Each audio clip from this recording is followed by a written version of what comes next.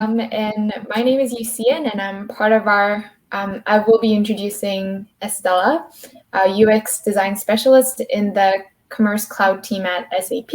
And she will be talking about how to land your first UIUX internship. And I'll just pass it on to Estela to begin her presentation. Hello, everyone. How are you? I hope you're having a fantastic day. Well, welcome to my workshop. My name is Estela. I am a UX design specialist at the SAP Commerce Cloud team. I'm actually a recent graduate from Simon Fraser University based in Vancouver, and I majored in interactive arts and technology and a minor in communication. I want to start by acknowledging that land that I'm living on, where I am studied and learned is SFU in Burnaby, British Columbia, which is on the traditional, ancestral, and unceded territories of Polish Salish people of Musqueam, Squamish, and Tsleil-Waututh nations. I'm personally grateful to be a guest on this land.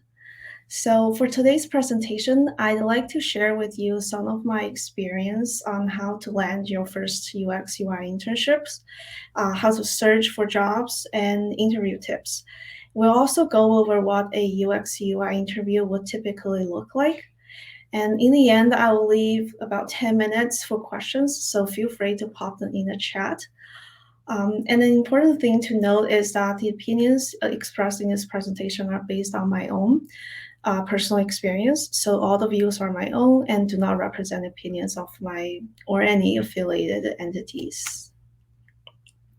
Since today's topic is on how to land your first UX UI internship, I thought I'd to start with a little bit of my background so that you could get a better sense of where I'm coming from. So as a recent graduate, whether it's seeking for internships or full-time, the memory, the wound, and of course the joy is still pretty fresh. So in the past, I've done a total of 3 internships. The first one was in 2017 with PricewaterhouseCoopers, PwC, in Hong Kong as a e-learning designer.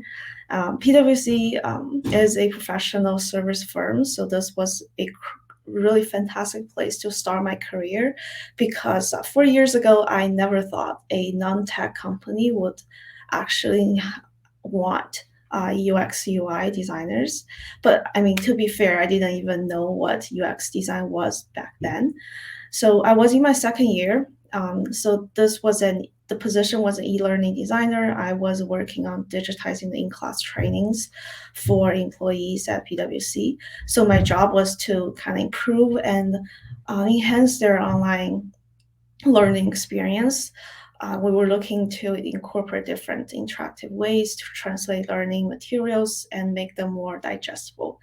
And that internship was about 6 months. And looking back, I think that's when I set my mind on UX design and decided to find my ways to this field. And I thought, hey, that's cool. Design is so powerful that you can actually make an impact on people's experience with technology. And I want to try that.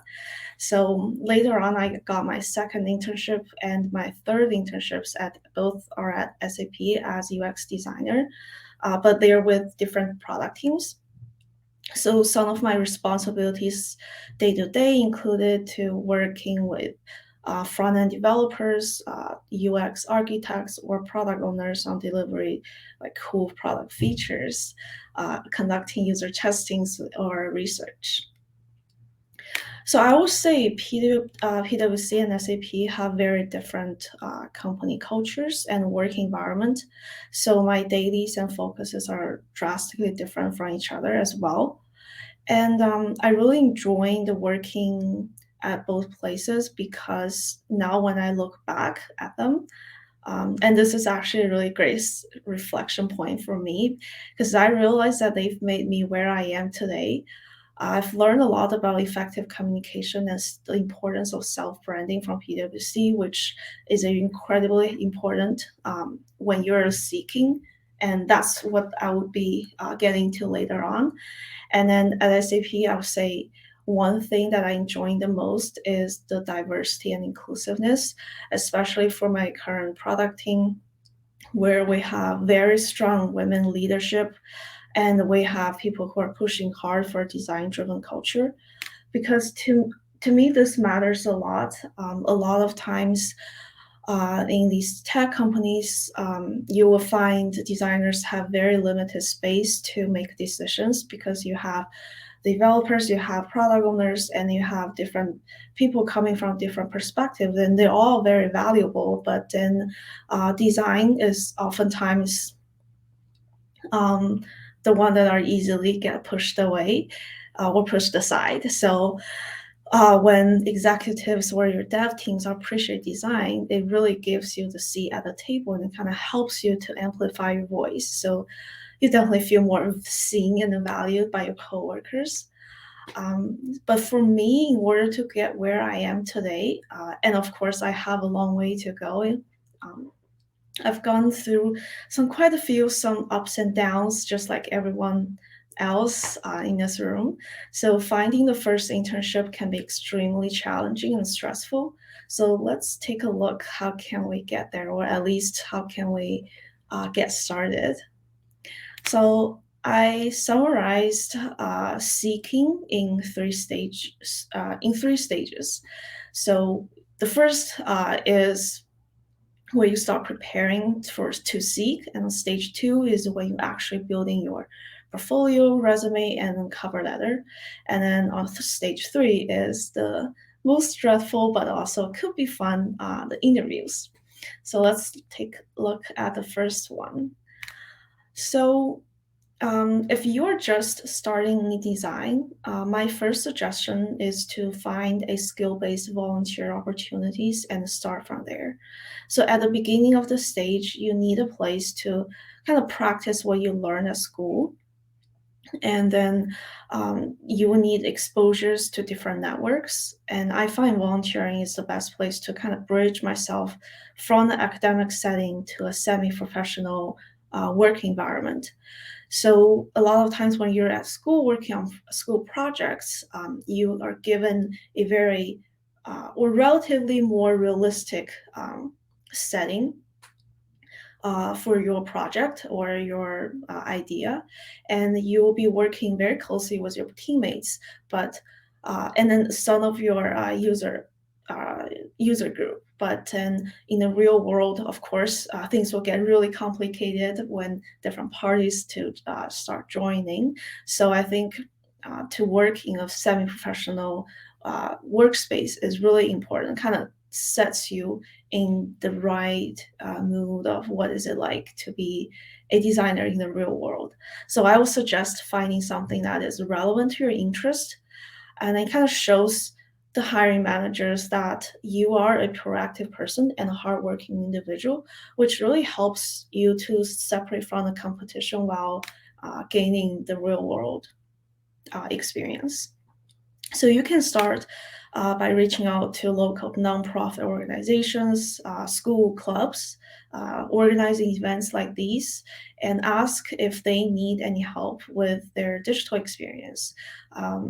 Nowadays, of course, especially when COVID started, everything turns online. So for a brand to have a really strong online presence really helps them to gain more traffic, gain more attention. So I think people are starting to realize that having a website is not just about having a website anymore. It's also about providing or kind of provide this consistent experience offline to online. So I think that's the selling point for our service, especially to when you're offering for free and you're kind of giving your insight and practice, your ways of communications with a real world client. So that kind of project will make you stand out. Those projects can be extremely impressive for your potential future employers.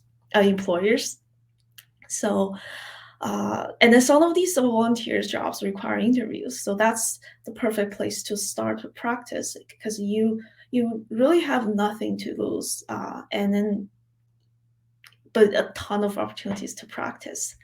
So that would be my stage one, kind of preparing yourself into the stage two. So on stage two, after you have accumulated a few projects, the second thing is to focus on crafting your portfolio, of course. And it is the single most important element thing that hiring managers are looking for, especially if you don't have professional work experience. So in the UX UI interviews, you will be asked to kind of demonstrate your product thinking, your interaction design and the visual design through the portfolio review. So the quality of your projects matters a lot. And typically, I would say for an internship, 2 to 3 projects is that are in your UX UI is enough to showcase your skills. And so here are my couple tips on how you present your project in your portfolio. I think the number one thing is to be really specific in your roles and responsibilities in the team. And the reason for that is the questions I always get, I get almost 100% of the time, is that they will actually ask me to scroll to a certain part of the UI, and then they would ask, did you do this? Or what could you show me which part did you work on? So, and then because a lot of UX UI projects, or at least from SFU, my school, we do that in groups.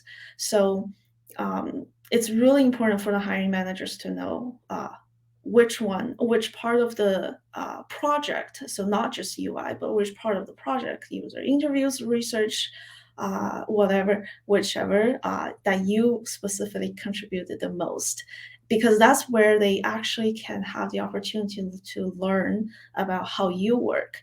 So they are very interested in the parts that you worked on. So I would say in your portfolio, if you can be more explicit on or more detailed on the parts that you worked on, first you can tell the story better, right? Because that's what you put in effort to. And then also, if you remember that later on when you're working on more future projects, you will kind of get a sense. So maybe in this project you wanted to improve certain parts of your skills, then maybe aim for that, like take more responsibility in that direction. So I would say that's a really kind of good guidance for yourself as well in your future project preparation. And then be exhaustive in your design process, make good arguments for your design decisions. So you will be, so the hiring managers, when they're looking at your projects, if you are very specific with your designs, they will be easier for them to understand. Except that if you're being really general, then they might have more questions, and they will ask questions like, why, and you haven't considered this or that. But if you be specific and explicit about, let's say, the constraints, your design decisions, and make good arguments, make strong arguments, then you will be able to defend for your design. And that's different from arguing for your design. So that's something I just want to be very clear about, is that you wanted to be confident and present the best work that you have on your portfolio. So that means that you would need you'll be able to kind of explain well that your design process and design decisions, those are super important, even when you come into the workspace where whenever you propose something, people always want to know the reason behind it. And as long as that makes sense, it's going to work out. So a good project will amplify your voice and make you shine. And on your portfolio, the only thing is just to make sure that you present it well. So, and then also another very important thing to remember is that make sure everything you put on your portfolio is consistent. And this is where the part of self-branding I mentioned earlier.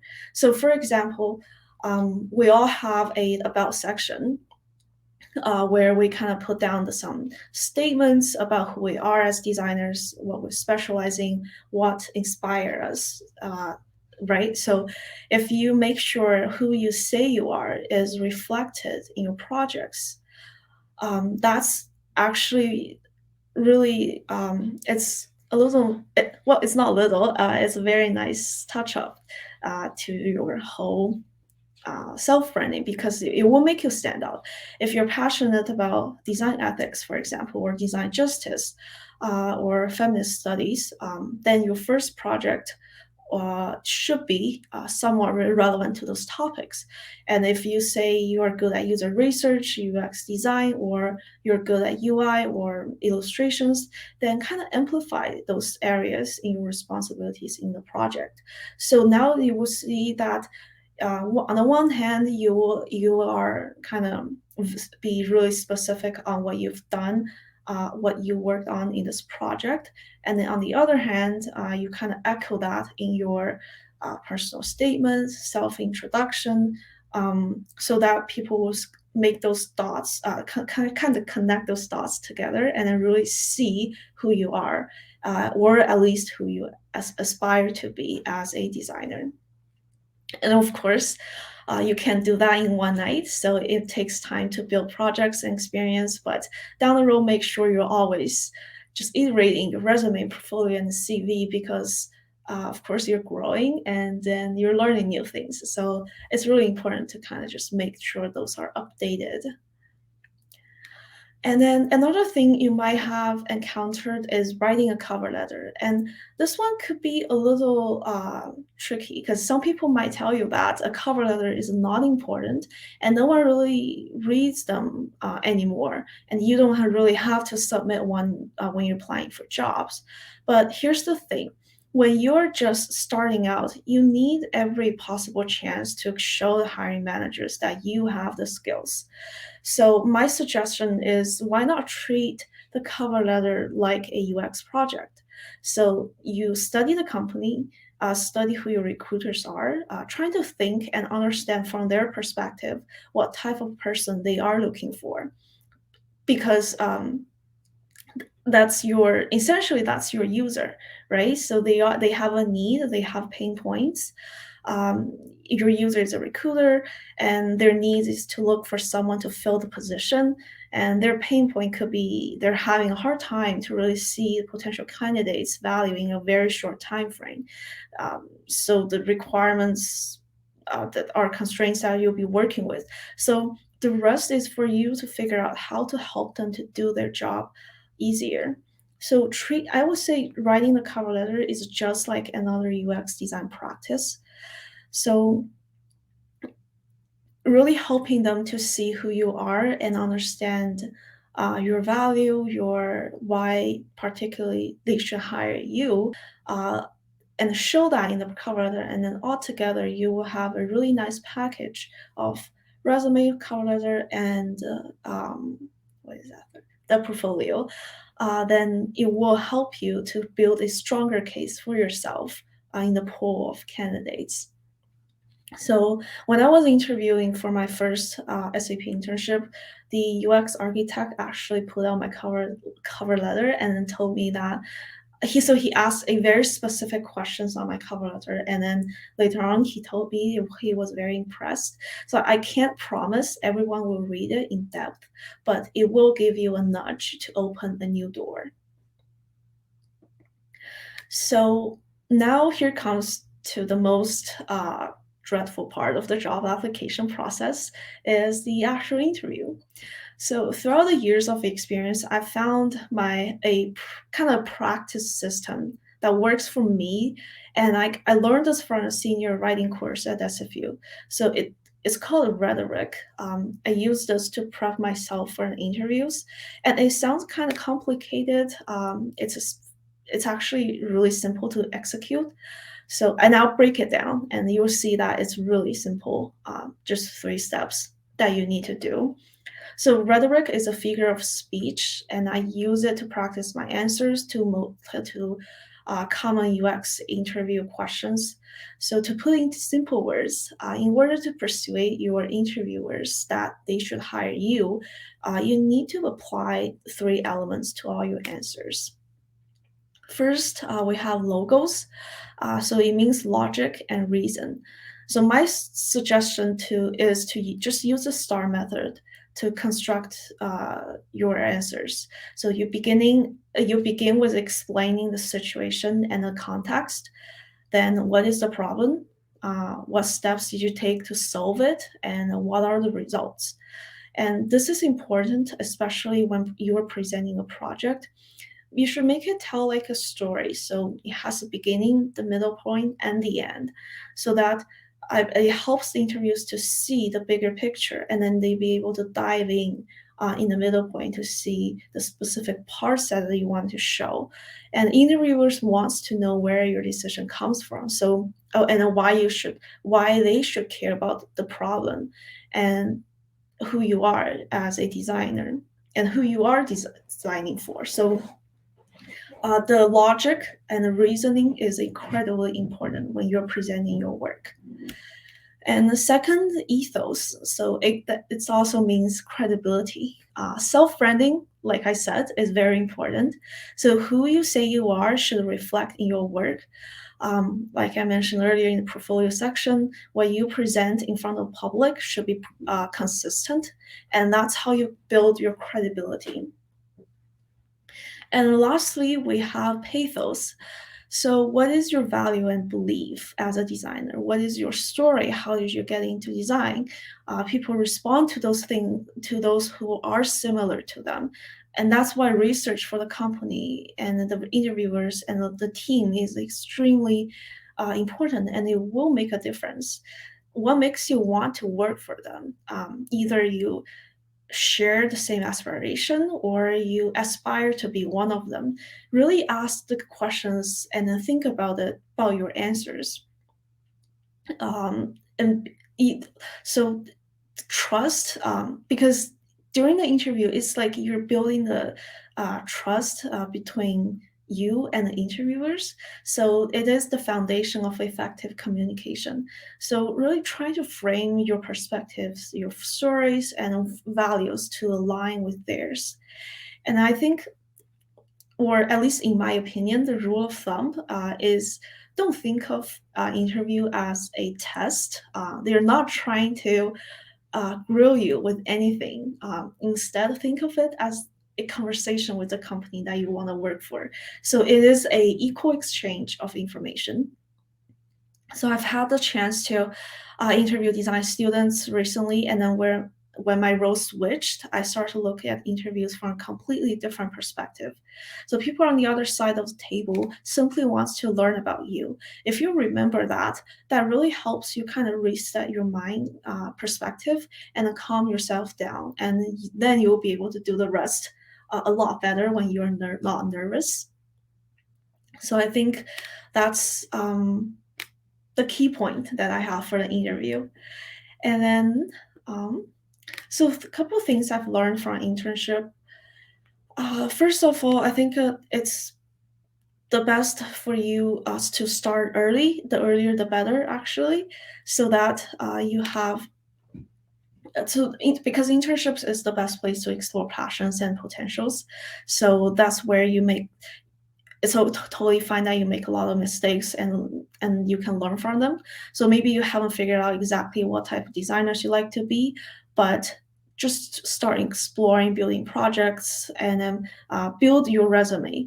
And then you will be able to see what are some gaps there you need to fill. So that's definitely my first tip on kind of putting yourself into that mindset of finding internship. And then the second of all, take the initiatives to learn and then to network.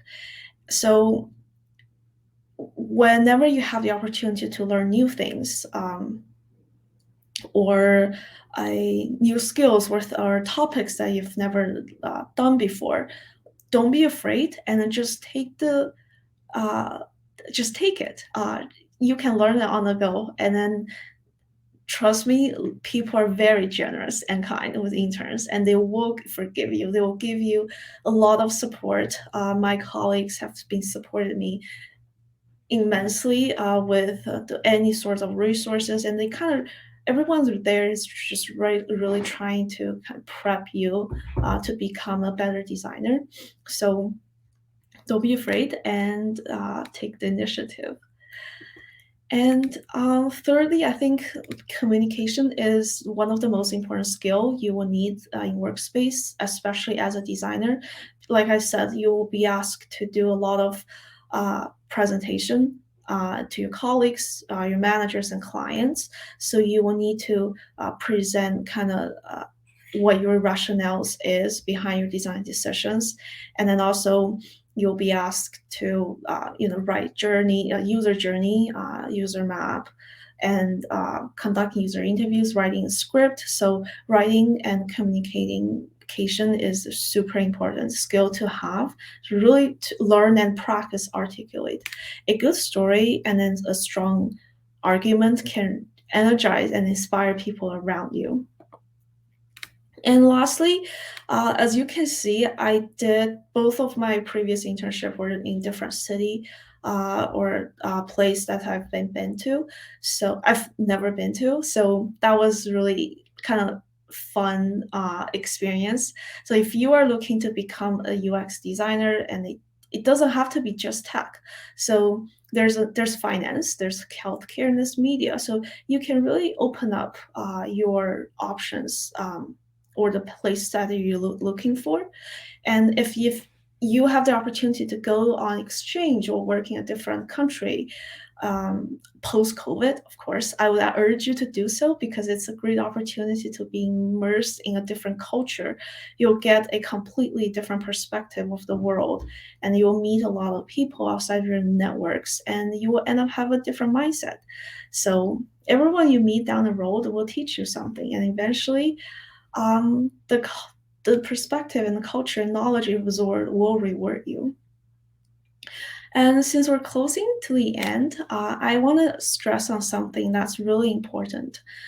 Uh, so there's one thing that we cannot avoid is rejection, and trust me, I've had quite a few rejections when I made it, especially when I made it to the final interviews.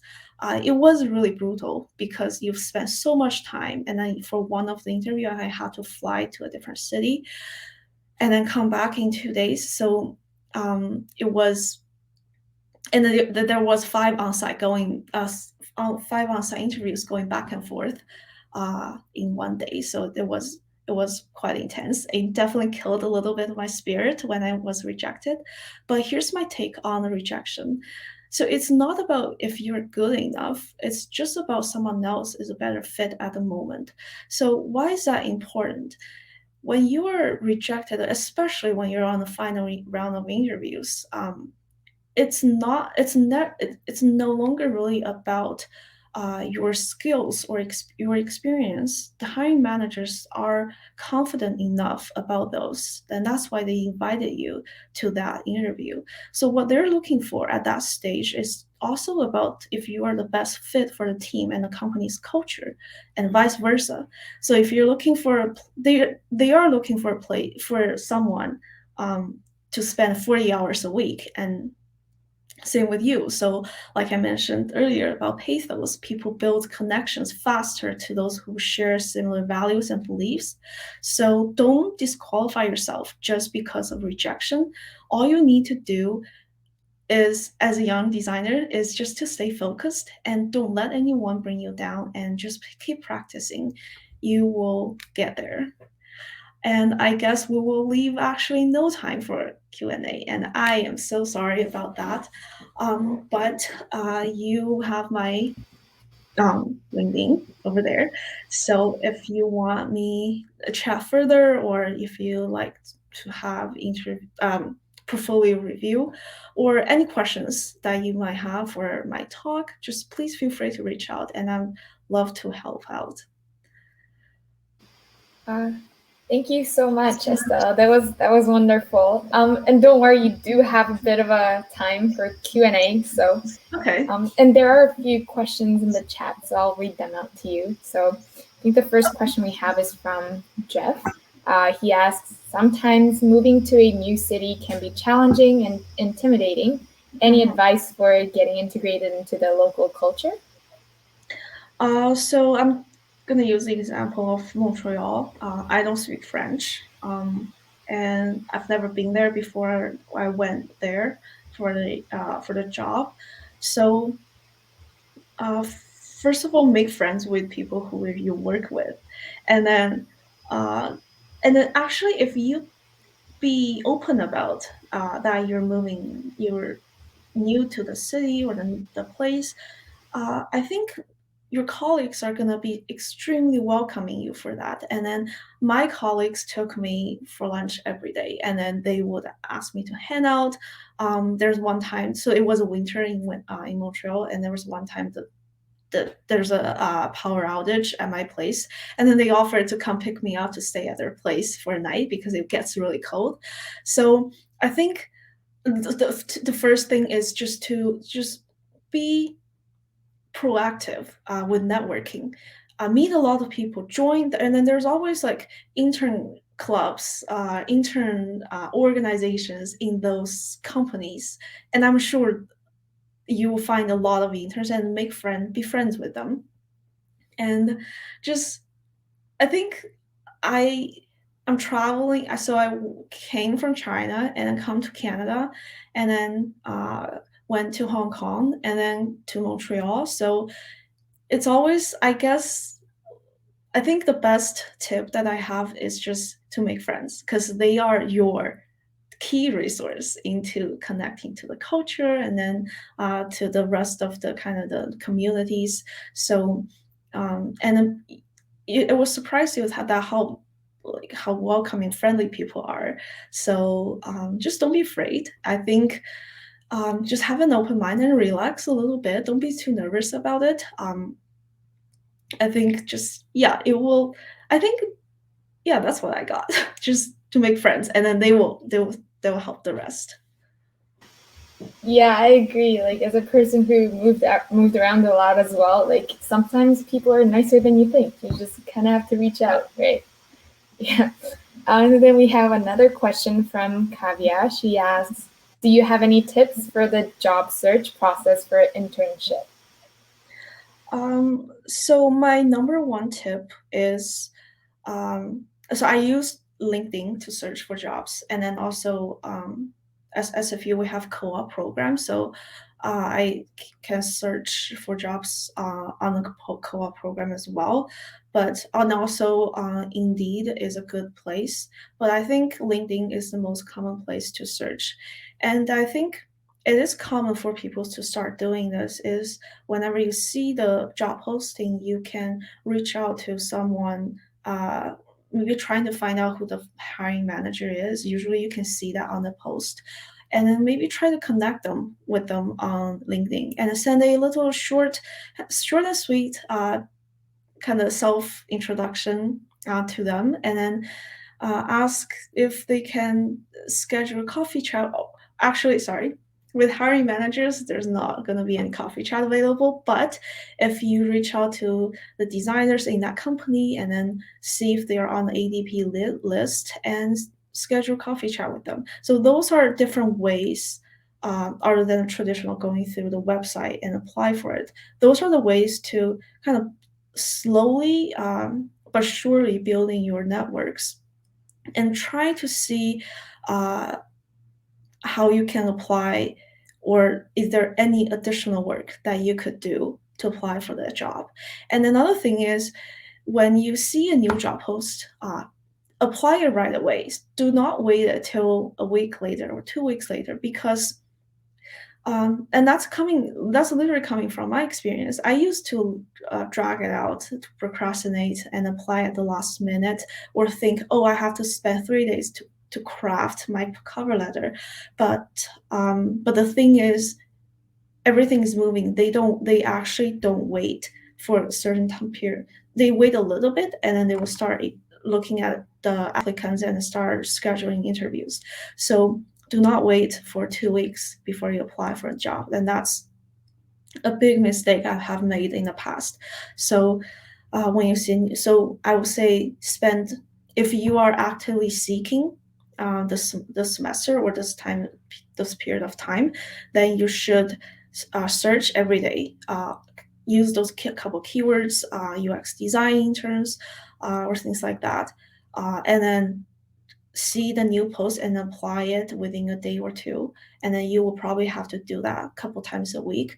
And because for the first internship, you really have to get the number right. So I would say I can't say the ratio for sure, but for me, I applied 80 jobs and then received 5 interviews and then finally nailed one. So that's my ratio. It's gonna be different from everyone. So don't take my word for that. But you do need to get to a certain amount of number before you are receiving interviews. So that's really important to apply early, to apply as much as possible. And of course, that's during your active seeking schedule. So, but just something to think about. Yeah, thank you so much. I personally don't have LinkedIn right now, so I should probably get on top of that. But yeah, those are some really great tips. I don't think there's any other questions in the chat, but I have a few questions of my own. I guess one thing was you mentioned that just have thick skin, right? Like don't like let other people who tell you that you're not good enough or you're not getting the job that you applied for, like don't let that get to you too much and keep going what you're passionate about. But sometimes I guess it's kind of hard to stay motivated at times, and you kind of starts to like slow down on your progress. What are some strategies that you've used to kind of stay on top of your task and like, maintain the motivation? That's a good question. I think, and then that's something I need more practice on. But how I recovered from my very traumatizing rejection from last time is, I think you really have to just know one thing in your heart, in your mind, and or tell that to yourself every day when you wake up. Or it's just like fake it until you make it. Just tell yourself that it's not about you're not doing it right, or it's not about you're not good enough, because you will be good enough, right? It takes, maybe you don't have enough experience for the moment, and maybe there are someone who's better or have more experience than you, but maybe they also need that job better than you. So it's not really, I don't look at it as a extreme toxic kind of competitive situation where I am competing with all the other designers for that one job. It's not like that. There are tons of jobs and there are tons of teams looking for different people. So just try to, I think my way of looking at things, or kind of recover from the failures, is to know that in my heart that they are not only looking at what you can do at the moment, because of course when you're hired, you'll be trained, you need to learn a lot of new things, and you need to kind of build up your design skills. And that's the same for everyone. When you go into a new workspace, everyone needs to go through that. So it's not strictly only about your ability. So if you know that for sure, and you know that really, then you will see that even if you get rejected by this company at this moment, it doesn't mean anything. You can apply it next year or in the future, or to different teams. And during the meantime, you have this time to prepare yourself.